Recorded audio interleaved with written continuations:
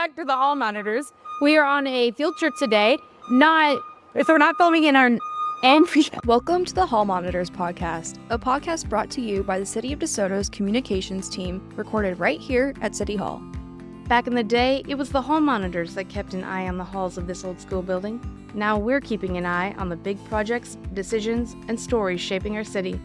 So grab your hall pass and let's take a walk, not a run, through DeSoto's past, present, and future. This is the Hall Monitors podcast. Let's get to class. Forgot the bell. That was the bell. Welcome back to the hall monitors. We are on a field trip today. We're not filming in our normal City Hall location. We are filming in what used to be the City Hall, but for decades now, it has been the downtown fire station. We are interviewing today Fire Chief Todd Maxton. He started with the fire service in DeSoto when you were 18, and then worked up to fire chief in 2018. Yes. I have a question. So, what is a fire chief DeSoto compared? So, when I think about firefighters, I didn't tell This her to ask isn't on you the that. list. I didn't ask her. What's the question? What does a fire chief do? Hey, what do you even do? My fires are a little bit different. I'm one of two 8 to 5 employees because firefighters have an amazing schedule. They do work 24-hour shifts. It could be rigorous, sometimes not so rigorous, right? But the beauty of my job is if we have a fire, I still get to go if the meeting's not too important. So, But you, like recently, there was a grass fire on K10. You went on site for that, didn't you? so that was the crazy Texas dust storm day where we had high winds. Yeah. That day I had to turn into the acting battalion chief because our fire came out on K10. We were in 4 different counties on fires at the time. We were in Douglas County, Leavenworth County, and on a mutual aid deployment request down to Yates Center on the fire that they had.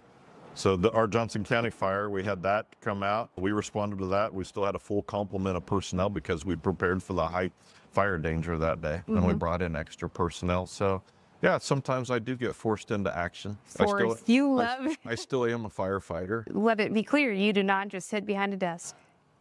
There is some proof out there that is correct. Yes. Okay, so in preparation for this, we obviously wanted a little intel. So we asked some of your staff if they had any stories about you when you were in elementary school or in your school days. However, you've worked here so long that no one has those stories, but they have stories from when they were in elementary school.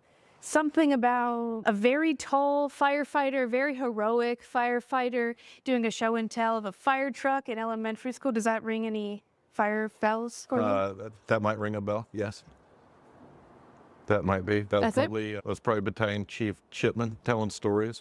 I can't remember what grade he was in at Countryside, but he wanted to see Big Red, not that one, but the red truck at the time. And then years went by, whatever equaled him turning 18 or 19, then probably because of that experience is why he wanted to join the fire service. Definitely. So it actually is a cool story. It's a little corny, but yeah, he started as a volunteer firefighter.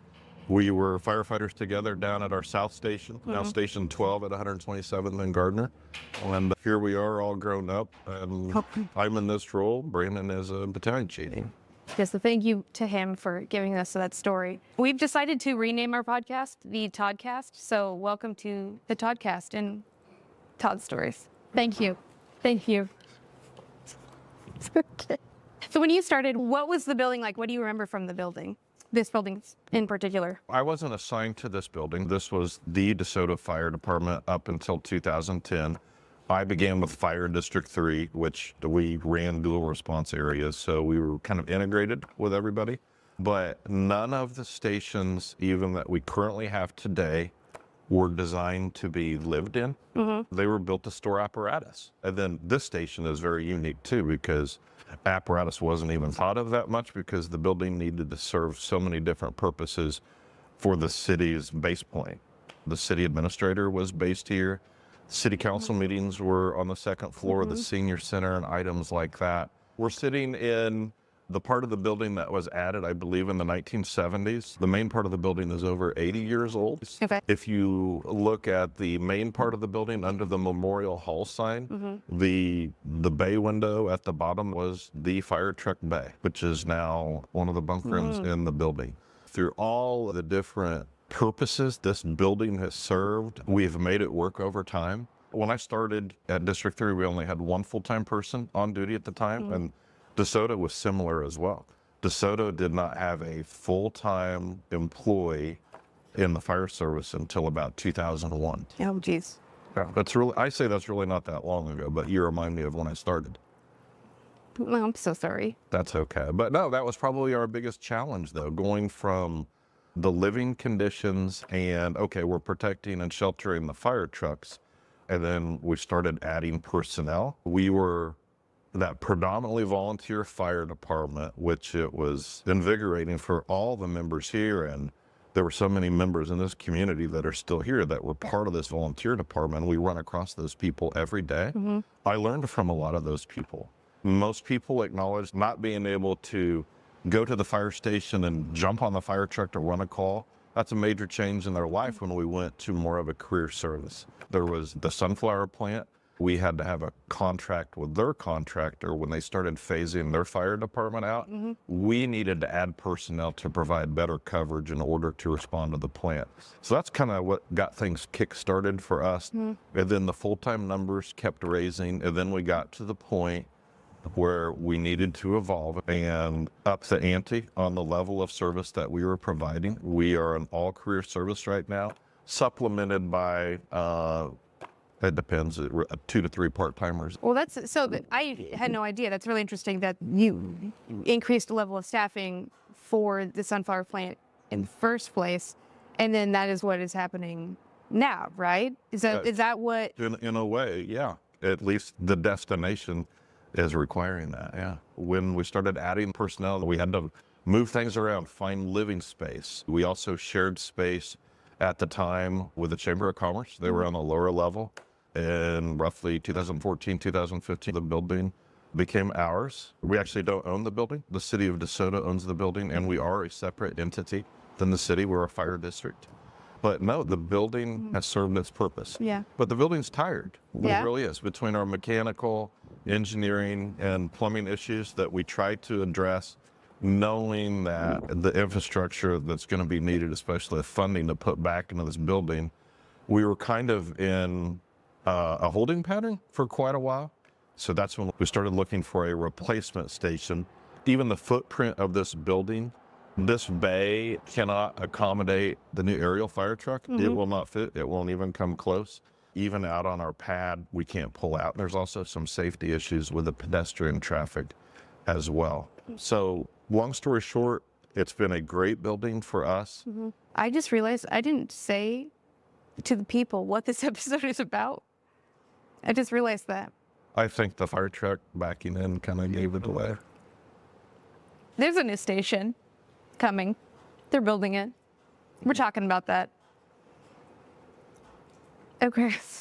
We started this journey knowing roughly 3 years ago that there was going to be an industrial focus and probably something mega manufacturing. We knew that. We had no idea what it was going to be at the time. But between EDC and the city of DeSoto, we had to do a lot of brainstorming and doing pretty much a rapid risk assessment because of the limitations that we had. Yeah. Resources and funding. We had to be reactive instead of proactive. For once, at least in my career here, we were able to do something that was super proactive, even though it had to be done super quickly. And that was evolving into what is now the Sunflower Fire Station. We looked at various models on what we could do. Could we add a 4th station? The long answer to that, between the infrastructure of this building and the upgrades that it needs and the lack of a funding mechanism to keep a 4th station, turned our model in the way that we were looking at it. And then we started looking at response times and maps. I'm not going to claim that it's perfect, but we're confident that we're going to be able to continue to meet our benchmarks running out of the Sunflower Fire Station. So that is a replacement fire station. Okay. If you're replacing the station, how does that affect response times in the downtown area, or does it impact response times? A lot of people don't know this, but they think because the fire station's here, it's kind of hard to see. This truck is not always here. Yeah. You guys have already seen it in the short time you've been here today. They've been on 5 calls today. Yeah. And the wheels turn on this truck on a slow day probably 10 times, not always for calls, but they have company inspections, they have trainings, they have public relations events, whether it's doing a football standby at the high school, or we need to be at the Kill Creek station for training. We're always subject to call. We might not always be here. And then if they're at the grocery store, the gas station, they always take the truck with them because that's their toolbox. They have all the firefighters with them at the time. They're ready to go at any moment. Our computer-aided dispatch system, they know where every apparatus is in the county at all times, and we're going to get there. Sometimes we're going to be close, sometimes not so much. So are you saying that even if there's something downtown or close to the station, it's not always this engine that gets on site? Correct. The one thing that I don't like to hear, man, it took you guys forever to get here. I don't like hearing that because we take pride in that. We're going to continue to do that because you hear me talk about dorky fire chief things. The National Fire Protection Association has benchmarks. We have to meet certain response standards. Within 80 seconds, 90% of the time, they need to have wheels rolling. That's our turnout time. That's 24 hours per day. And in addition to that, you combine that turnout time and getting to the scene of something, 90% of the time, we need to accomplish that in less than 5.5 minutes. So we're a little bit above that now, probably not 90% of the time, but we're also covering 70 square miles. Because you don't just serve DeSoto, right? It's Correct, a little bit correct. bigger. And our department name sometimes is kind of confusing. You can still call us the DeSoto Fire Department. Technically, we are the Northwest Consolidated Fire District because we are covering approximately 70 square miles. 2/3 of our call volume is in the city limits of DeSoto, but we also cover the unincorporated areas. We have the Leavenworth County boundary, which is the river, the Douglas County line, and we go all the way to 143rd Street and butt up against Lenexa and Olathe city limits. So also the station 2 station, we say 3 stations. Well, that 3rd station is not really DeSoto. That is a very important part of protecting DeSoto because of our simultaneous calls that we have. Our latest figures have us at about 16% of the time we have duplicate calls, simultaneous calls occurring at the same time. So we have to move our resources around. That south station, they'll move their truck up into the area, normally around the Kill Creek station area. So we're better aligned to forecast where the next call might be. So was it bunker to bay time? That is really important. What is a round look like? You get a call. What does it look like from the bunk rooms to here? What it looks like could be considered chaos. It changes a little bit based off of the limited information we get at the time of dispatch. There's adrenaline flowing, and they go from dead sleep at 3 a.m. to needing to be here within 80 seconds, and they could be going on a critical call. Transitioning that into going through doorways, areas that were not designed to be lived in, and bunk rooms, into the design work that went into the new station. You say, that's good terminology, from bunker to bay. That is some of the terminology that we use. We try to use straight lines, try to reduce how far the bunk rooms are away. This is Queen Bee. We try not to go too far away from Queen Bee. I'm referring to any truck that's in the station. Yeah. And we need to get to it quickly. The fitness areas, we design it on how quickly we can get to it. Where the classroom component in the new building, the offices are farther away because there's less of a chance that the personnel need to get on the rig. So that's a good segue into details about the new station. So how does it differ? What are we getting? And first, tell us where it is. Yeah, 102nd Street has been renamed 99th Street at Lexington, and for reference, 102nd Street back to the west, that leads to Countryside, which used to be Countryside Elementary. On the east side of that road, that's going to lead you on 99th Street up to the new fire station, knowing that the city limits were going to change. They're going to expand. The city limits of DeSoto doubled in size just in the past few years, right? We needed to respond to that and have a strategically located fire station, and that's it. There's a lot of time and effort that went into the design, knowing it was unprecedented on how it came about. And to be able to do that with the least impact, especially financially, on the constituents of our district was at the forefront of our mind. It's going to be 3 times the size of this. It's going to have 4 double deep drive-through bays. This is pretty much 2 single bays. So just put that into perspective. That's probably going to be the most visible difference in the station, as well as a lot of safety aspects. It has a fire suppression system. We lose power in this building a lot, and the folks that live in downtown can relate to that as well. We don't have generator backup. New codes require every new emergency facility has to have generator backup. Space-wise, we also can accommodate 10 first responders, and those first responder bunk rooms are going to be private.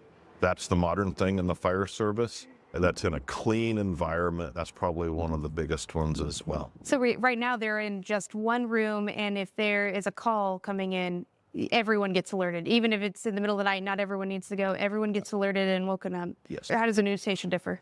Good question. When it first opens, there's not going to be much of a difference because we refer to it as a single company house. That station is designed to house a second fire company as well, to keep up when the call volume justifies it. And we could phase it in, whether that's an EMS squad on our end. And the one thing that we haven't talked about yet, the MEDAC squad that's based on Kill Creek, they will be moving to the new station as well. And when budgeting allows, MEDAC's plan is to place an ambulance there in the near future. So in the bunk rooms, we talked about if it's the MEDAC unit and they're needed on a call or needed to move up into the system, we don't have to wake the whole firehouse up. That specific alert can be directed into that bunk room. We also have some transitional buffers in there as we try to focus on carcinogens and keeping the dirtier areas, which think about this, it's a garage, and what we might be taking back from a fire, we're trying to leave that as much as we can in the bay.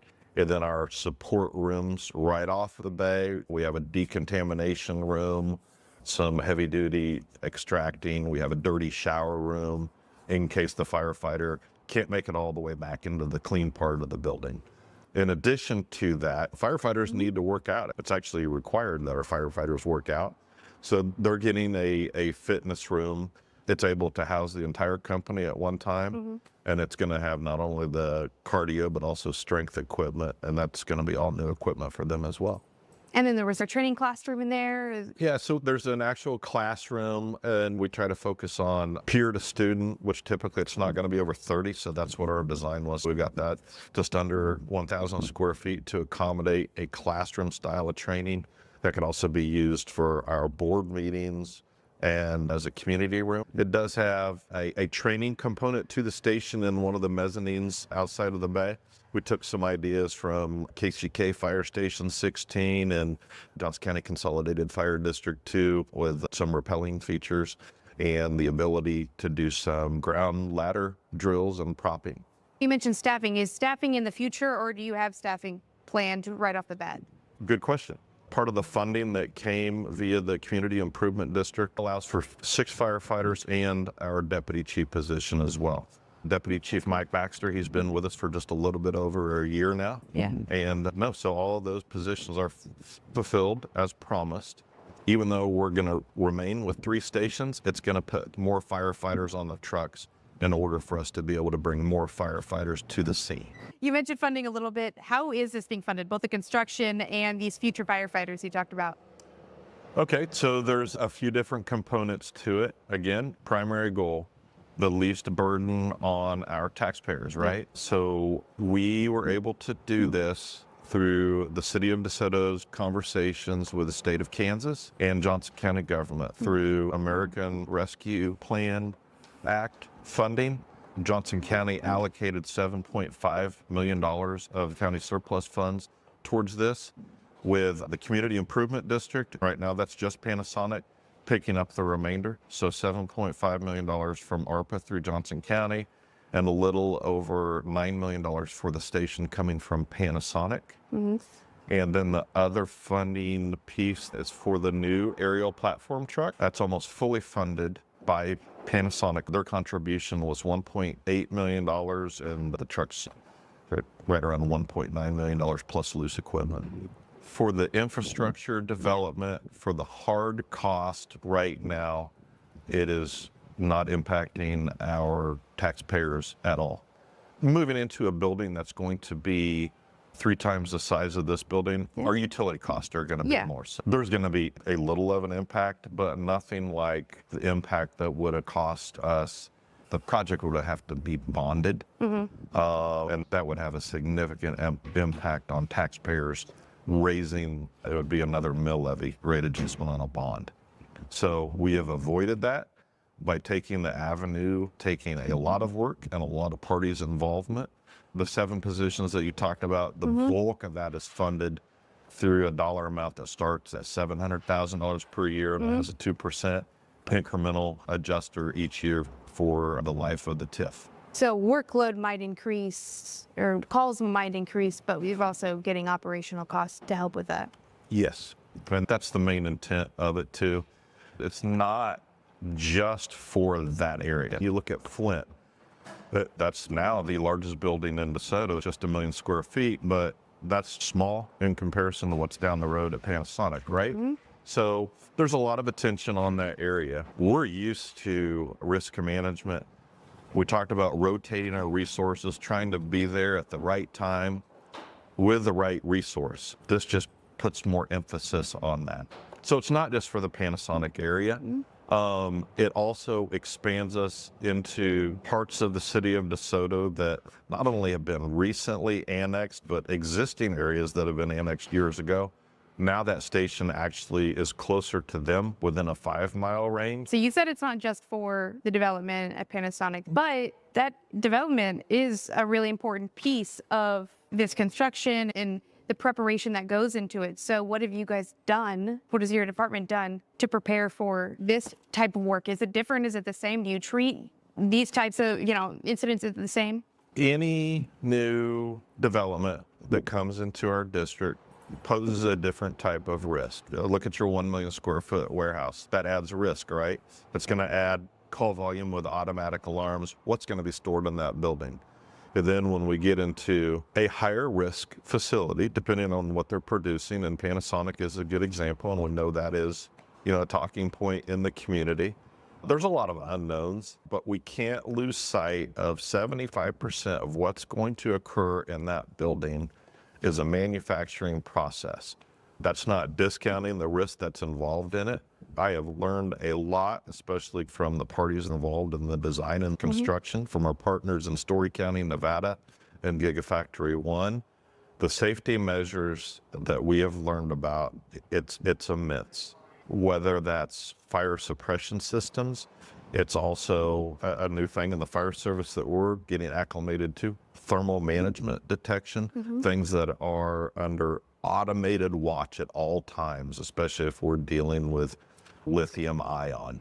Containment is a big thing as well. If we talk about the mega 1 million square foot factory, it's not full of high risk materials throughout the entire building. So it's already naturally contained a little bit. And as what we learn with the thermal management systems, the suppression systems, what are we going to be walking into? We've been working with Panasonic Emergency Management on muster points.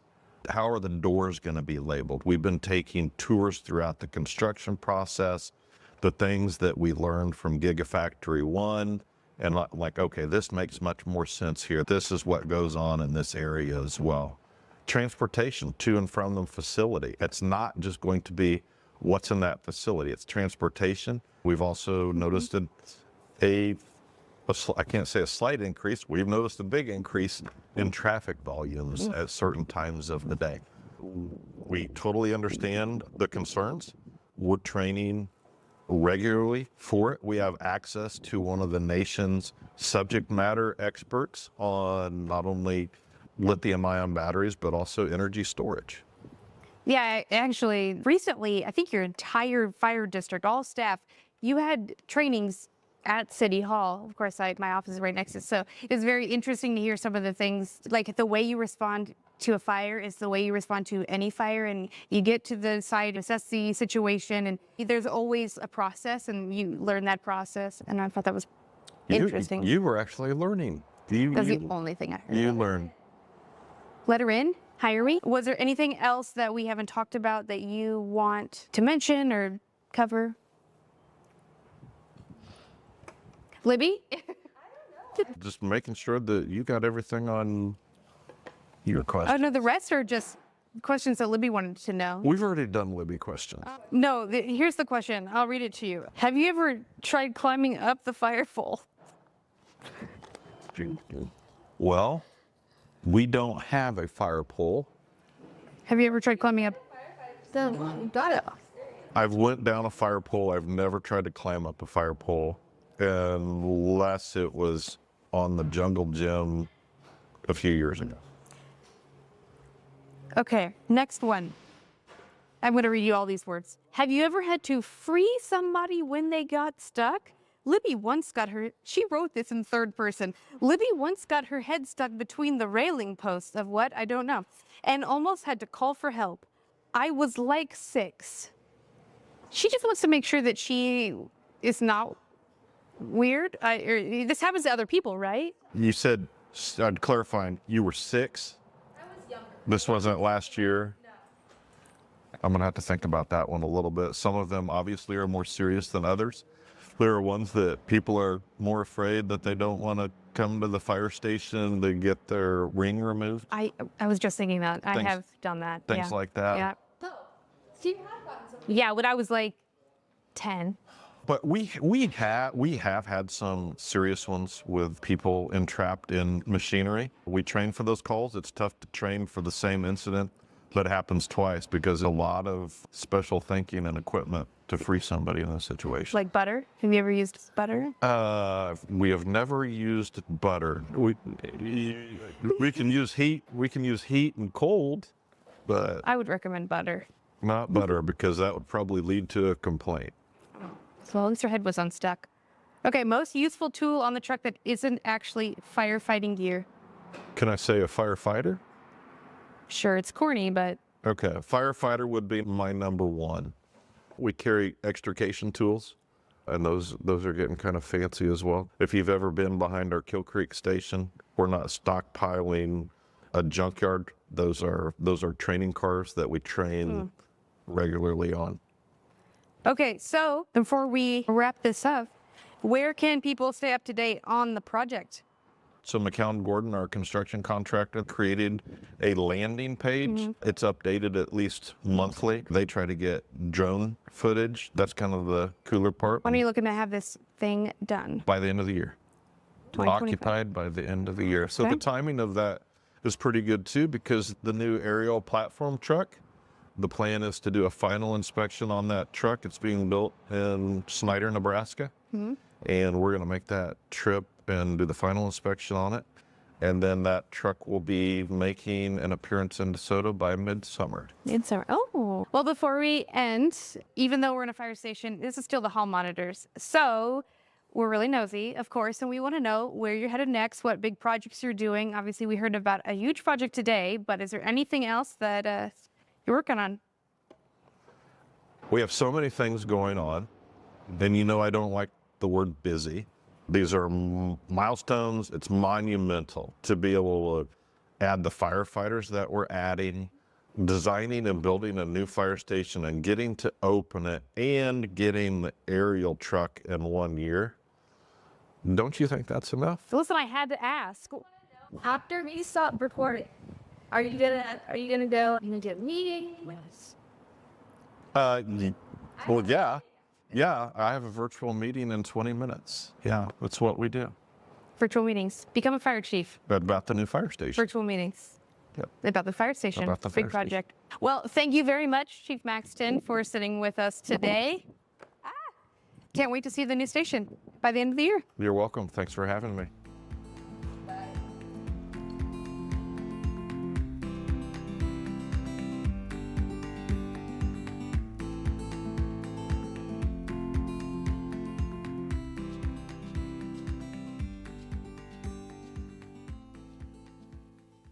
Okay, I can't. I'm gonna ask him questions backwards if he Are you doesn't spit up. speechless?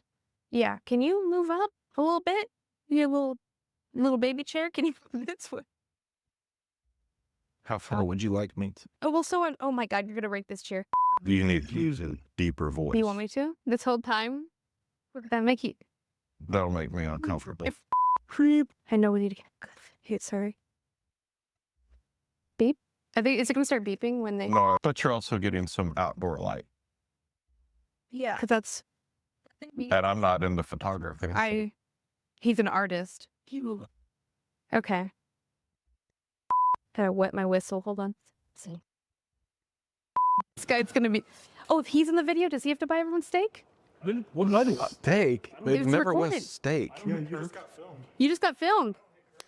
It's ice cream. They misled you. That's because they wanted steak. Yes. I wanted you to buy a steak. Yeah, cheek. I began with Fire District 3. Pampering Safe Fire Department in DeSoto, though. You can say whatever you'd like to say. Okay, so you started a while back, like we said. God, that's a terrible way to start. I like how he's thinking lower and lower during this whole thing. I appreciate you sitting in our tiny desk interview chairs. But it's like your fault. Not taller than you now. You guys are about the same height. It's so uncomfortable, this This chair. makes me feel smaller. It's not very comfortable. But we don't do this for comfort. How did your dad get his arm stuck at Wendy's? Why do you look... Because it wasn't a good close. I don't know what else to say. You don't know what else to say. I don't know what's that supposed to mean.